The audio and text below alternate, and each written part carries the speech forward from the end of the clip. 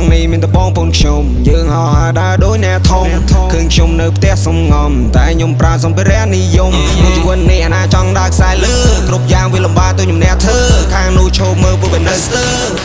អូយោអាកូនខ្វែងនៅមិនតន់ដឹងហើយអ្នកនៅខ្វែងខ្ចីអ្នកកំចង់បាញ់បោះប៉ះចំខ្ញុំមកអ្នកលេងសុំដែរអាយុជា20ខ្ញុំមកចាប់អ្នកច្រកជំនាញខ្ញុំលឿនមើលលឿនចង់ហើយយានយន្តថ្មីទៅទិញមិនសមថ្ងៃសោះថ្ងៃនេះផ្ទុះបងទិញថែមស៊ុបក្រ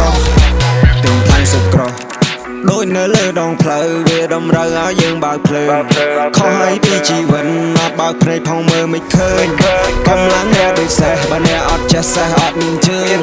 ប៉ះចំខ្ញុំអ្នកចេះខ្ញុំវះរត់មកកំរើចង់នឹងកំបងកូនខ្ញុំយើងអត់ដើរដូចអ្នកធំឃើញខ្ញុំនៅផ្ទះសំងំតែខ្ញុំប្រើសម្ភារៈនិយមក្នុងជីវិតនេះអាណាចង់ដើរខ្សែលើគ្រប់យ៉ាងវាលំបាកទៅខ្ញុំអ្នកធ្វើខាងនោះឈប់មើលពួកវានៅស្ទើរអូយោអាកូនខ្វែងនេះមិនតន់ដឹងហើយអ្នកនៅខ្វែងខ្ចីអ្នកកំចង់បាញ់បោះប៉ះចំខ្ញុំមកអ្នកលេងសុំដែរអាយុជា20ខ្ញុំមកចាប់អ្នកច្រកជំនាញខ្ញុំលឿនមើលលឿនចង់ហើយយានយន្តថ្មីទៅទិញមិនសមថ្ងៃសោះថ្ងៃនេះផ្ទុះបងទិញថែមស៊ុបក្រទិញថែមស៊ុបក្រ Bitch I don't know you don't play with me Now we on top of the list yeah មានរីជួយស្ដាំសុំខ្ញុំ case ជានិយាយថាខ្ញុំកាមកាមហើយពេលនេះបាយក៏ខ្ញុំមានស៊ីការងារក៏ខ្ញុំមានធ្វើរបស់ក៏មានប្រើឡានក៏មានជី